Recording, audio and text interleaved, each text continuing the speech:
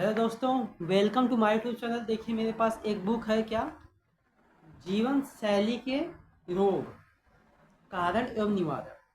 वैद्य राजेश कपूर 40 वर्षों के अनुभव के द्वारा उन्होंने यह किताब को प्रकाशित किया, जिसके माध्यम से उन्होंने हमारे दैनिक जीवन में, यानी कि जब हम 80 के दशक में चले जाएं, 1980 की बात करें, 75 की, 60 की, तब हमारे जो पूर्वज थे वह बहुत साल तक जीते थे, हिस्ट पुट रहते थे, ज़्यादा बीमार नहीं रहते थे। उसका क्या कारण है? उसका सबसे मेन कारण, मुख्य कारण यह है कि उनमें जो खान पान का परिवर्तन हो गया है, बस सही कारण है और कोई नहीं।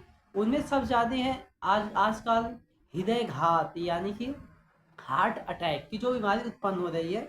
इसका सबसे कारण क्या है? सबसे इसका कारण क्या है? जो हम लोग रिफाइंड ऑयल का उपयोग करते हैं, रिफाइंड तेल का उपयोग करते हैं। तो देखिए उस पुस्तक में क्या लिखा हुआ है।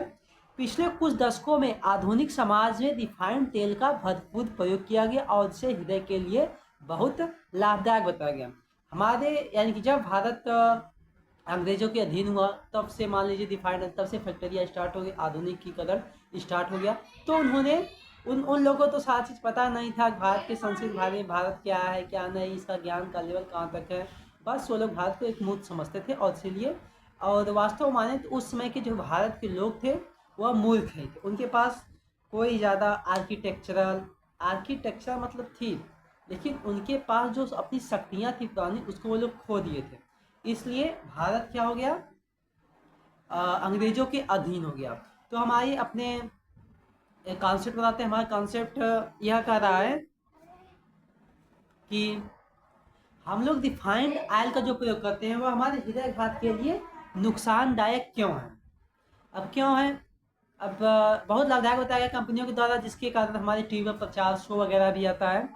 पर तथ्य तथा खोज पत्र इसके पक्ष में प्रमाण नहीं थे, लेकिन जितने भी पक्ष हैं, खोज हैं, पत्र हैं, यानी कि लेटर वगैरह हैं, जितने भी प्रकाशित होती हैं लेटर खोजकर्ताओं के द्वारा, उन्होंने यह पाया कि जो रिफाइंड ऑयल है उसको बार बार केमिकल के द्वारा शोधन किया जाता है। वह जो केमिकल है, यानी वह जो तेल है, उस तेल के जो इम्पॉर्टेंट जो प्रोटीन्स, विटामिन्स, फैट्स पाई जाती हैं, वो सब मर जाती और उनमें केमिकल घुल जाती है। क्या घुल जाती है? उनमें केमिकल घुल जाती हैं, जिसके कारण वो खराब हो जाता है, और वह हमारे एक हृदय घात के लिए रिफाइंड ऑयल सबसे सबसे क्या है, सबसे खराब चीज़ है। अब देखिए, गुजरात के एक विद्वान ने यह सूचना जारी की है कि एक विकसित देश में चूहों के दो समूहों के ऊपर प्रयोग किया गया। चूहों के दो समूहों के ऊपर प्रयोग किया गया। अब क्या प्रयोग किया गया?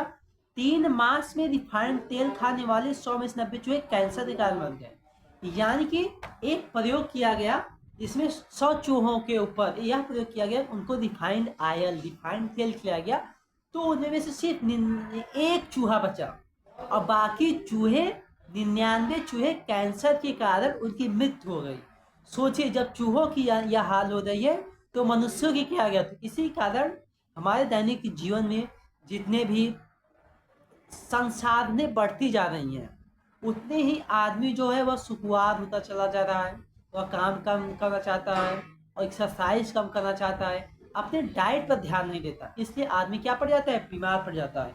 यानी कि हमारे लिए, यदि हमको हृदयघात से बचना है, तो हमें जो रिफाइंड ऑयल है उनका हमें सेवन कम करना चाहिए।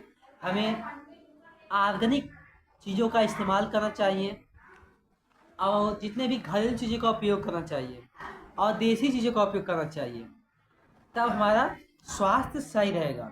उसके बाद रिफाइंड तेल को बहुत अच्छा बताकर विश्व भर में प्रसारित कर दिया गया, जिसका एक बड़ा शिकार भारत बना। सच तो यह है कि रिफाइंड तेल के कारण हमारे शरीर में अम्ल की मात्रा अत्यधिक बढ़ जाती है और हमारा रक्त बहुत अम्लीय हो जाता है, जिससे कैंसर जैसे रोग सरलता से पनपते हैं। इसलिए जो रिफाइंड ऑयल है वह हमारे लिए बहुत ही नुकसानदायक है। चलिए, आज का हमारा जो टॉपिक है, कॉन्सेप्ट है, वह समाप्त हुआ। धन्यवाद।